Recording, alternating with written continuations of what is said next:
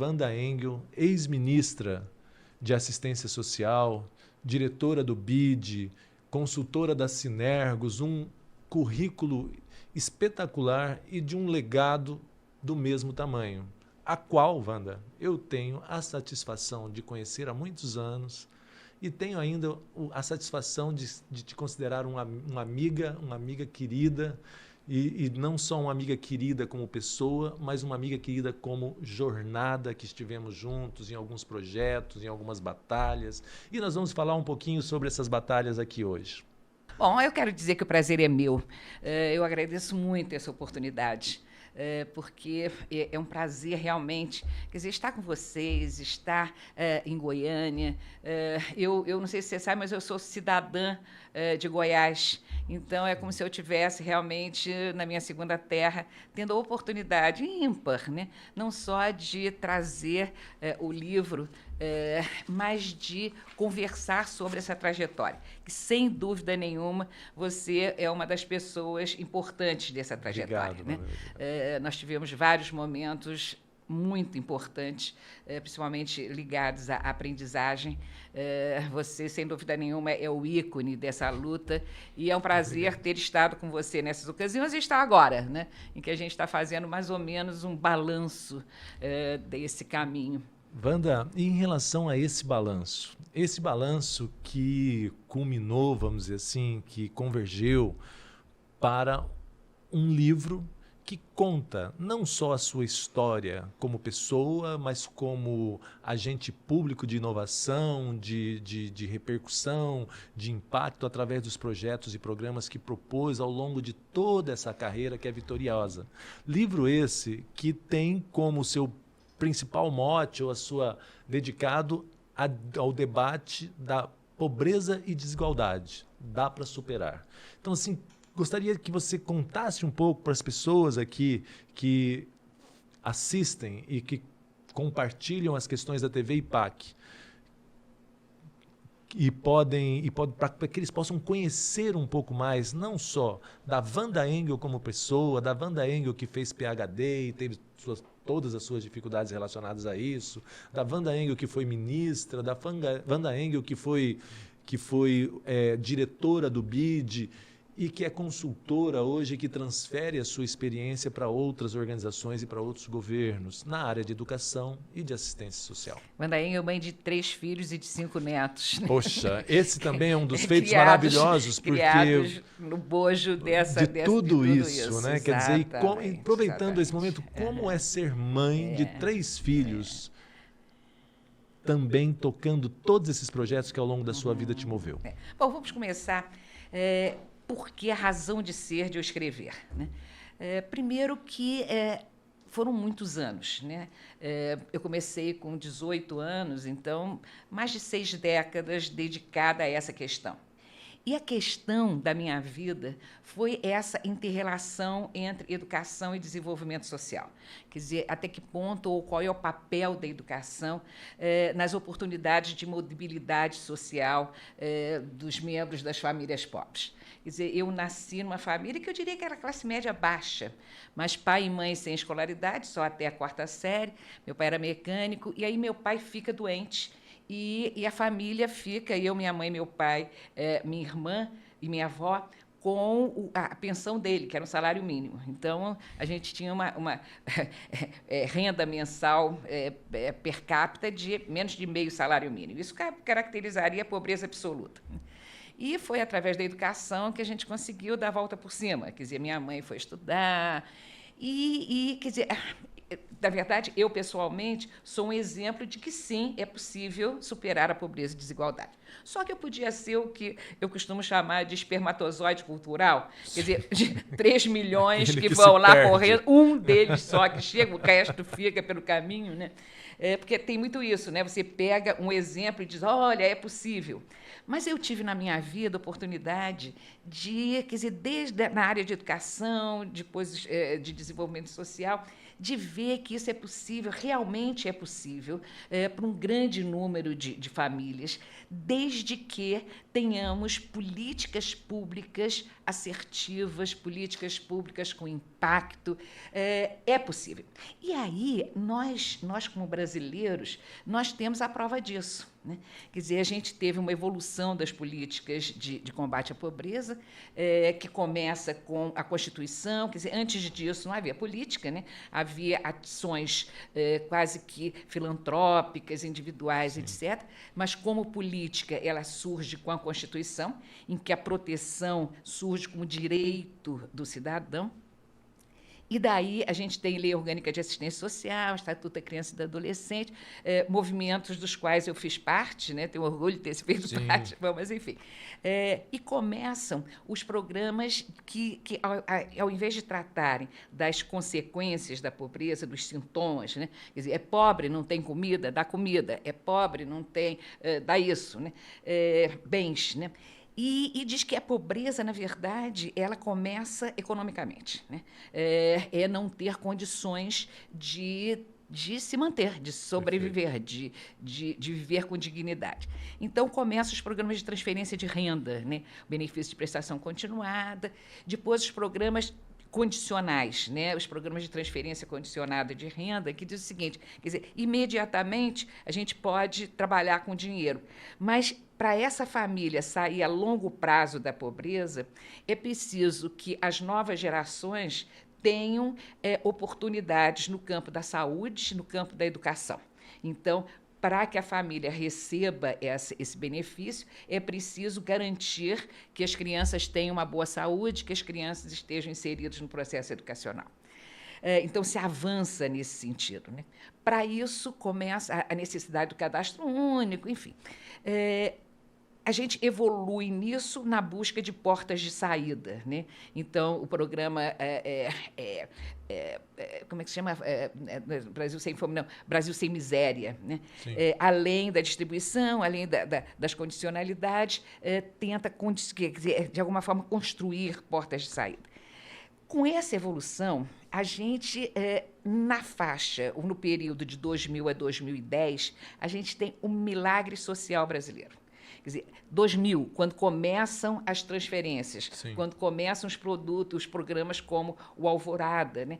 Quer dizer, com isso a gente tem o milagre.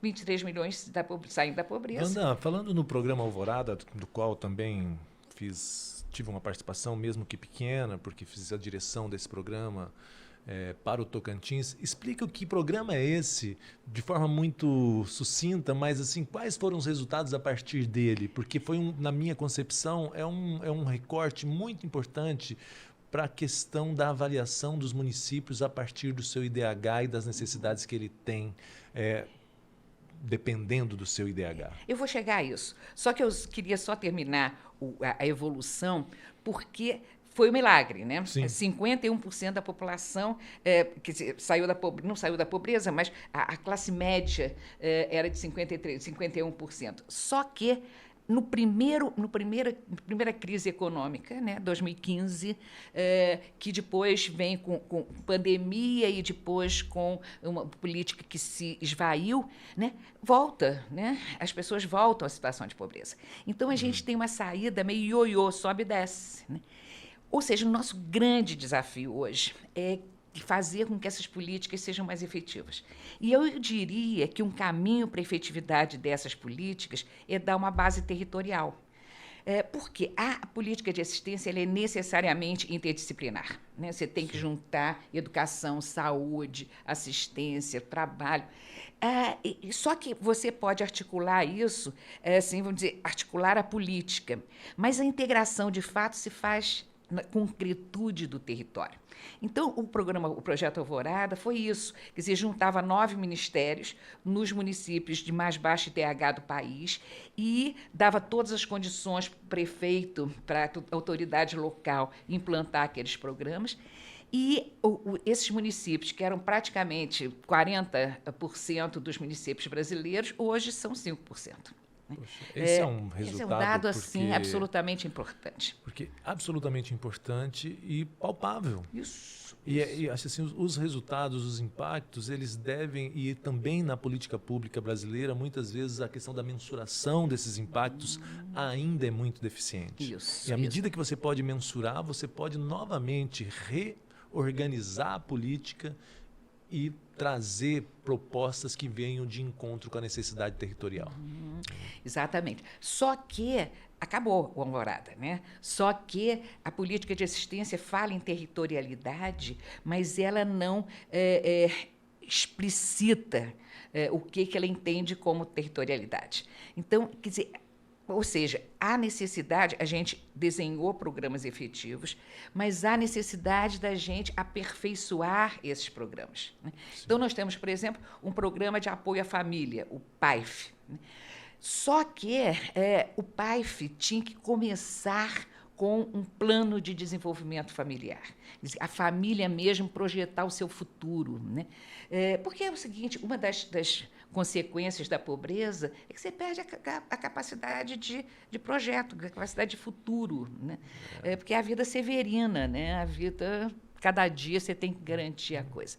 Bom, mas, concretamente, o que a gente avançou hoje para ter sustentabilidade, para ter realmente efetividade, é preciso de aperfeiçoamento. Então, o PAIF precisa ser aperfeiçoado, a ação territorial tem que ter plano de desenvolvimento local, né? Porque uma família sozinha não consegue sair da pobreza se o contexto também não sair, né? O território dela. Então, o nosso grande desafio hoje é aperfeiçoar os avanços, né? E mais que isso, ao invés de termos apenas o que a Constituição garante, que é direito à proteção, a gente tem o direito ao desenvolvimento, a gente tem o direito à promoção. Então, a proteção é o primeiro passo, mas o que precisamos é garantir às famílias mais pobres oportunidades de desenvolvimento, de saída da situação de pobreza. Então, esse é o nosso grande desafio hoje. Perfeito, Wanda. Quando você fala de aperfeiçoamento das ações, aperfeiçoamento das políticas, como você acredita que isso é possível e quais seriam, assim, em 2 ou 3 pontos, situações que você considera importante que sejam feitas, seja ele pelo governo, seja ele pela sociedade como um todo, seja ele... Quando eu falo governo, eu estou falando de todos os poderes e assim por diante. Veja só, quer dizer, em primeiro lugar, eu acho que tem as crenças que estão por trás, né? A primeira crença é o seguinte, olha só, pobreza e desigualdade não são fenômenos naturais, vamos combinar, são fenômenos produzidos socialmente. Se são produzidos socialmente, pode ser produzido socialmente também um antídoto para isso. Então, é possível, porque não é natural. Sim. A outra coisa é o seguinte, que é um fenômeno complexo. E se é complexo, primeiro ele tem que ser intersetorial. Segundo, ele tem que ser multissetorial. Quer dizer, a gente tem que envolver todo mundo tem um papel nesta luta. Então, parcerias multissetoriais são absolutamente fundamentais. Então, eu fico sonhando assim, com um grande pacto pela juventude desse país. Que junte todo mundo, né? Que junte empresários, que junte sociedade civil, que junte pessoas, né? Como voluntários, mas como voluntários dentro de uma agenda comum. Porque não adianta, quer dizer, eu sou muito favorável ao voluntariado, Sim. Mas voluntário para pintar a parede das instituições, né? O voluntário tem que estar inserido num plano comum, numa agenda comum, para ver qual é o papel dele nessa agenda. Por exemplo, a gente teve no Instituto Unibanco voluntariado empresarial, Sim. que tinha um programa que era Estudar Vale a Pena, em que os funcionários do banco iam nas turmas e diziam assim, olha só, meu bem, ontem nós estivemos aí, e hoje a gente conseguiu ter essa posição. É possível.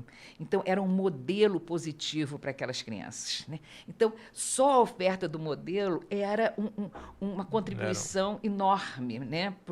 Para esse menino também acreditar que era possível. Enfim, todos temos que contribuir nisso, todos temos que saber que é possível e que, com essa contribuição articulada numa agenda, a gente consegue, né?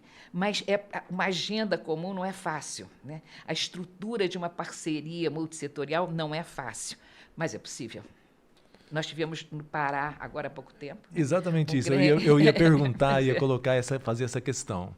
Porque houve uma experiência bastante significativa no Pará e que teve bons resultados e que refletiu, inclusive, em boa parte do país. Eu queria conhecer um pouquinho mais esses resultados e essas atividades e essas propostas feitas no Pará. Veja só, na minha própria evolução da concepção do que é uma política voltada para esse problema, eu fui chegando à conclusão da importância das parcerias multissetoriais.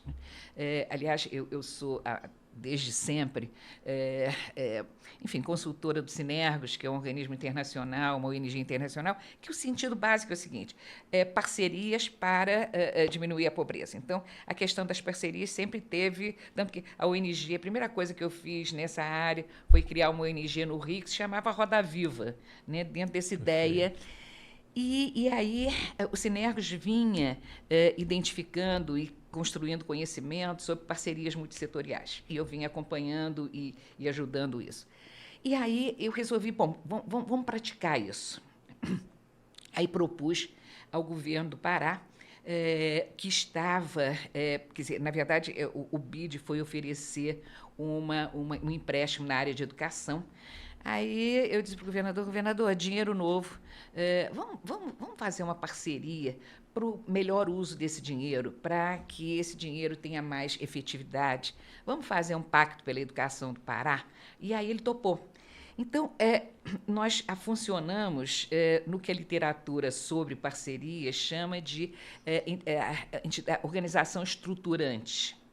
Então, a gente teve esse papel de, desde analisar de forma mais sistêmica o problema, identificar quais eram os parceiros estratégicos, juntar esses parceiros estratégicos para a criação de uma agenda comum, definir o papel de cada um, criar espaços de governança participativas e descentralizadas, né? Que em cada cidade, na verdade, primeiro em cada região, tinha um comitê do pacto que fazia a mesma coisa em nível local. Então, era para ver como é que isso acontece na prática, né?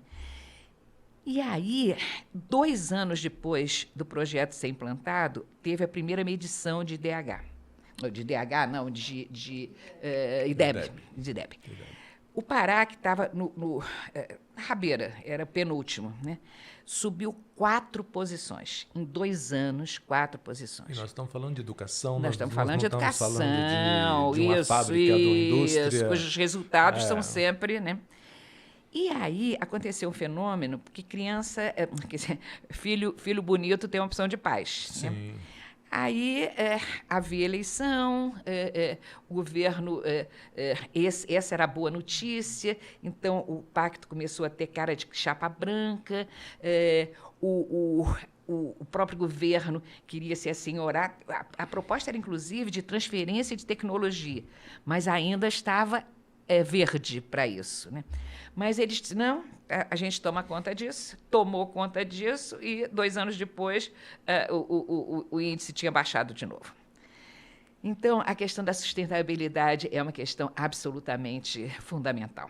Esse também talvez seja um dos grandes problemas da política pública, seja ela em qualquer das instâncias, ou seja, da saúde ou da educação. A saúde um pouco menos, porque os protocolos estão estabelecidos, mas da educação e da assistência social, esses protocolos são muito pouco conhecidos, vamos dizer assim.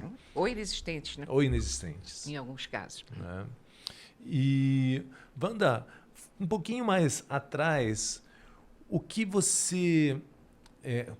porque foi no governo do qual você participou, no governo de Fernando Henrique, trabalhando com Ruth Cardoso, que foi estabelecido ou que foi promulgado a lei que fundamenta o terceiro setor no Brasil, que pelo menos regulamenta, que dá uma luz para que esse terceiro setor possa ter as suas atividades validadas e contribuições nas políticas públicas a partir daí. O que você acha que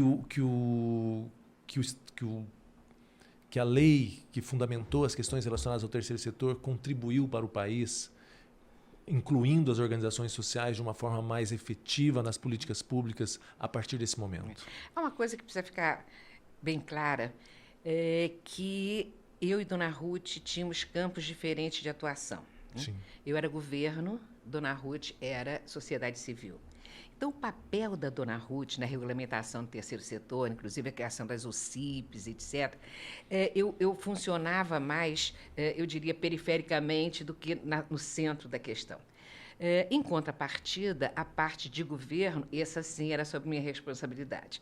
Então, por exemplo, o Cadastro Único das Famílias Pobres, o CadÚnico, foi criado na minha gestão para ser a base para a posterior unificação dos programas, que foi acontecer a partir de 2003, no governo Lula, mas a base estava dada, que era o Cadastro Único. Então, Dona Ruth tinha muita preocupação justamente com o terceiro setor, de fortalecer o terceiro setor, de organizar o terceiro... Não organizar, mas criar condições de organização do terceiro setor e a definição de ONGs, OCIPs, fundações, foi fundamental nessa linha. Mas eu queria acreditar a Dona Ruth o avanço neste campo específico, porque foi enfim, iniciativa dela, foi esforço dela a regulamentação do terceiro setor. Eu toquei nesse assunto porque eu acho que é bom que não se perca isso ao longo da história. Porque hoje é significativo o papel das organizações da sociedade civil e muito fundamentado naquilo que foi construído nessa época. Então nós temos que valorizar e temos que lembrar que há todo um pano de fundo, uma fundamentação, uma estruturação que vem muito antes de nós. Né? E você teve uma participação muito... Aliás, nós fizemos essa participação juntos na divulgação e da lei da aprendizagem, porque no Brasil é sempre assim. A lei da aprendizagem, que foi uma lei que foi promulgada apenas no governo Lula, mas que foi estabelecida lá em 2000, ainda no governo Fernando Henrique, se tornou hoje a política pública de juventude e empregabilidade, ou se não é a única, é a mais eficaz. E ela já fez 20 anos. E você teve uma participação muito importante nesse trabalho. Talvez tenha tido uma participação anterior, mas, sobretudo, quando estivemos juntos e você fazia a direção do Instituto Unibanco, nós saímos debatendo e discutindo em seminários nacionais o que era, a que servia e quem era beneficiado e qual era o impacto da lei da aprendizagem na época. Então, assim, o que significou para você como profissional e também hoje, com a lei da aprendizagem sendo uma realidade, como você se sente fazendo parte dessa trajetória? Veja só, essas relações de educação e pobreza, elas são absolutamente importantes a gente ter clareza sobre elas, né? Então, quer dizer, se a gente for olhar os diferentes... Porque uma família pobre, enfim, ela tem uma situação X de pobreza e depois vai se reproduzir. Tem produção e reprodução. Então, a produção de um ser humano pobre é o nascimento dele, né? Em que condições de nascimento, em condições aconteceu o nascimento. A reprodução é junta, né? E aí, é junto, né? E aí, a importância de você ter programas integrados, intersetoriais para a primeira infância, né? Quer dizer, se você garante o desenvolvimento dessa criança que nasceu em condições tão desfavoráveis, o que isso vai se refletir no bom desempenho da escola, na repetência, na evasão, e saúde também, né? É uma coisa absolutamente impressionante. Tanto que os dados mostram que cada dólar que é investido aqui corresponde a $7 de evitar gastos ou gastos com as consequências disso. Bom, e a reprodução se dá no momento em que o jovem, que teve, desde do nascimento até toda a vida pregressa dele, tem escola de pior qualidade, saúde de pior qualidade, ele acaba saindo da escola, fazendo tudo prematuramente. Sai prematuramente da escola, entra prematuramente no emprego de quinta categoria e constitui família cedo. E, ao constituir família, a pobreza se reproduz. Né? Porque é uma nova geração de pobres, às vezes mais pobres do que a primeira geração. Então, os 2 pontos nevrálgicos do combate à pobreza são primeira infância e juventude. E aí a juventude, quer dizer, o que eu diria que é essencial? Esse menino não sair da escola. Esse menino terminar a educação básica dele. Porque é o mínimo, é o passaporte mínimo para a inclusão produtiva, até para a sequência dos estudos, etc. Então, aí, quando eu fui dirigir o Instituto Unibanco, nós escolhemos a juventude como tema e o ensino médio como foco principal. E aí, no ensino médio, era melhorar o desempenho desse menino e evitar a evasão. E eu tive absoluta clareza que o principal instrumento para evitar a evasão era a lei do aprendiz. Porque garantia, quer dizer, se eu digo no primeiro ano, vai embora não, que no segundo você pode ser aprendiz ou no terceiro, esse menino vai terminar. E, além de terminar, ele vai ter uma experiência no emprego formal, uma experiência de ter posse de direitos, etc, etc. Então, assim, para a vida dele, talvez seja o instrumento mais importante. E aí eu vi que uma lei que tinha esse poder, as pessoas não conheciam, não sabiam, ou rejeitavam antes de saber. Né? Porque tem isso também, qualquer novidade tem uma rejeição antes. E aí eu conheci o meu amigo e fizemos uma dupla de, eu diria, divulgar a importância da lei e identificar quais eram os pontos nevrálgicos que impediam que a lei avançasse, que a lei pegasse, e fazer isso em todas as regiões do Brasil. Então, aquilo, para mim, foi assim uma estratégia também essencial nessa luta contra a pobreza, nessa luta contra a reprodução da pobreza na juventude. E até hoje eu acredito piamente nisso. Então, eu faço da lei do aprendiz uma das minhas bandeiras de luta para a diminuição, para a superação da pobreza. Muito bem, Wanda. Eu acho, sim, que você acertou. E você acertou e você tem parte na responsabilidade dos resultados, que poderiam ser maiores, naturalmente, mas os resultados que foram alcançados até agora. Porque hoje nós temos no Brasil aproximadamente 500 mil aprendizes, o que não é um resultado pífio. Poderíamos ter mais de 1 milhão, mas hoje os próprios governos que vêm se sucedendo, eles enxergam na aprendizagem, o próprio Congresso, uma possibilidade de superação da pobreza. Uma possibilidade, você usou em algumas das nossas prosas de ontem para hoje, que a aprendizagem, o programa de aprendizagem é como aquela agulha da acupuntura que você coloca em determinado ponto nevrálgico ali e ele irradia para tudo isso, que tem resultado naquilo que você sempre defendeu, que é a menor evasão escolar, que tem resultado naquilo que você sempre defendeu, que é a possibilidade de geração de renda e ser uma porta de saída para outros projetos e programas que antecedem a aprendizagem, e tem um forte impacto na possibilidade dele não desistir da escola, dele não evadir da escola. E há ainda uma outra questão que contribui, que fruto de uma pesquisa sua e do Instituto Unibanco, que correlaciona a conclusão do ensino médio para a diminuição da pobreza. Então, aquele que conclui o ensino médio, eu já não me lembro mais os dados, mas ele tem um percentual muito grande de não ser pobre. Tem uma mais recente, do Ricardo Paz de Barros, que identifica coisas incríveis. O menino que abandona, que evade, ele tem 4 anos menos de vida do que não evade. Ganha mais do que o dobro, triplo do que não evade. E mais, o país gasta menos, 1 bilhão e não sei quanto, se mantiver o menino na escola, se evitar a evasão. E cada diminuição da taxa de evasão tem um reflexo nas taxas de homicídio. Né? Parece que de cada um ponto na diminuição da taxa de evasão, 5 pontos na taxa de homicídio.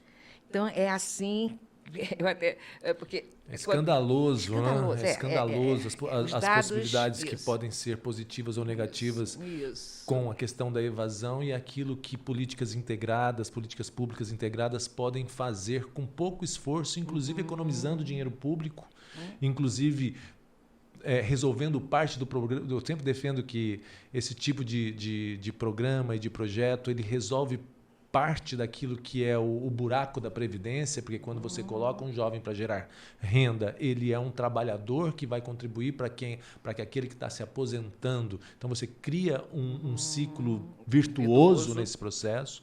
E é por isso que eu achei muito interessante quando você falou assim, olha, a aprendizagem é aquele ponto da acupuntura que tem o poder de ligar todos os pontos.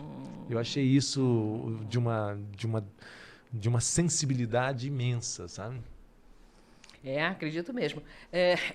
Bom, porque, quer dizer, como esse é um problema extremamente complexo, a grande questão é a gente dizer, cara, é tão complexo que não tem saída, não tem solução, né? Então, uma das primeiras coisas é a gente identificar isso, quer dizer, qual é o ponto nevrálgico, que na teoria da análise sistêmica chama de ponto de alavancagem. Quer dizer, qual é que eu posso alavancar os outros fatores, os demais fatores.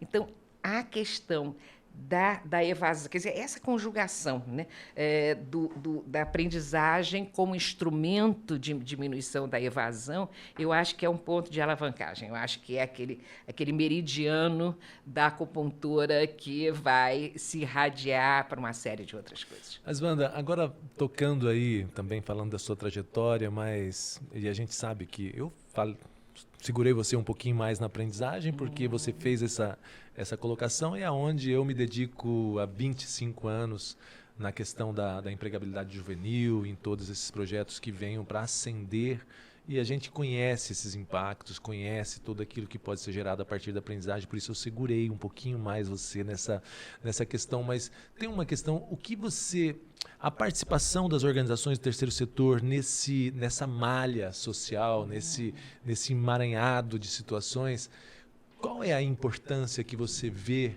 no terceiro setor, nas organizações do terceiro setor, para que a superação da pobreza seja possível? Olha, tem uma função incrível, né? Quer dizer, na verdade, é essa conjugação de esforços, é essa articulação de papéis sociais e de possibilidades sociais que vai dar a efetividade ou não da coisa, né? Quer dizer, o empresário tem suas possibilidades, as organizações da sociedade civil têm suas possibilidades, diferente de governo. O governo tem suas possibilidades, tem seus entraves. Né? Enfim, quer dizer, se a gente conjugar possibilidades e entraves de cada uma, né? Num jogo de ganha-ganha, né? Aí, quer dizer, até as pessoas falam de poder como se fosse evitar o poder. Não, a gente tem que identificar o poder de cada um desses atores sociais. E é da conjugação desses poderes que vamos conseguir um superpoder para encaminhar essa questão. Então, para mim, minha origem é em ONG, quer dizer, professora, mas é em ONG. Quer dizer, a ONG me possibilitou, inclusive, fazer parte de todos os movimentos do do Estatuto, da Lei Orgânica de Assistência Social, etc. E eu sei a força disso, mas sei também os problemas, as limitações. Né? Uma ONG não tem orçamento, né, garantido. Então, enfim, alguém tem que pagar esta conta, ou a Sim. própria ONG gerar parte dos recursos. Mas, enfim, você tem esse problema, mas tem uma possibilidade que é o compromisso com a causa, que não tem lei de licitação 8666, que é muito mais entrave do que evitar corrupção, né? Enfim, então cada um tem o seu céu e o seu inferno. E o seu juntar, papel e o seu papel nisso, nessa né? malha social, né? Isso. E, Wanda, agora focando naquilo que... E hoje, com uma obra dessa, sua obra pronta, acabada, quer dizer, acabada eu não acredito que esteja, porque outras edições virão, não tenho dúvidas disso. Mas o que você acha que a sua obra pode contribuir para o serviço público, para as organizações sociais e para a sociedade como um todo? Veja, eu evitei fazer um livro técnico. Sim. Né? Mas ele é técnico. Eu quis, a partir da minha própria experiência, analisar, vamos dizer, eu até digo, acho no prefácio, tudo que eu queria era sentar na beira da fogueira e dizer: meninos, eu vi, né? Meninos, eu vivi isto tudo. Né? E, a partir da minha vivência, eu analisar esse histórico, né, das políticas, tanto da linha de assistência quanto da linha de educação. Mas eu não podia me furtar a ter uma parte técnica nisso também. Né? Então, é mais ou menos híbrido. Então, o livro foi voltado primeiro para gestores que, como eu, vivem esse cotidiano de ter que gerir políticas públicas. Né? Como eu tive uma experiência, tanto em ONG como no governo, diferentes níveis, organismo internacional, empresariado, né, Instituto Unibanco, eu tenho enfim, as dores e as delícias de cada um desses espaços. Né? Então, eu acho que pessoas, profissionais dessas diferentes, eu diria, ligações profissionais, podem, de alguma forma, enfim, se beneficiar dessa experiência. Mas, principalmente, eu queria deixar registrado, porque a gente que faz muita coisa acaba não registrando nada. Né? E eu acho que o registro é fundamental, porque tem o que você, os seus acertos, os seus erros, né?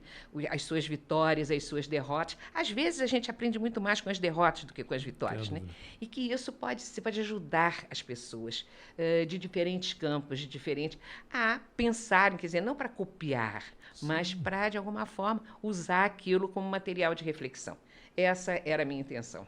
Muito bem, Wanda. Eu acho que fica aí registrado numa literatura um pouco, porque eu diria que é um pouco daquilo que é o seu legado, como pessoa, como profissional, como agente de políticas públicas, como agente de transformação. E eu, como amigo, fico muito honrado de poder conviver, de poder estar aqui e muito honrado também de recebê-la aqui nos estúdios da TV IPAC e na nossa organização, que tem se espelhado naquilo que você tem sido ao longo desses anos. Muito obrigado, Wanda. Eu é que agradeço muito essa oportunidade. Obrigada.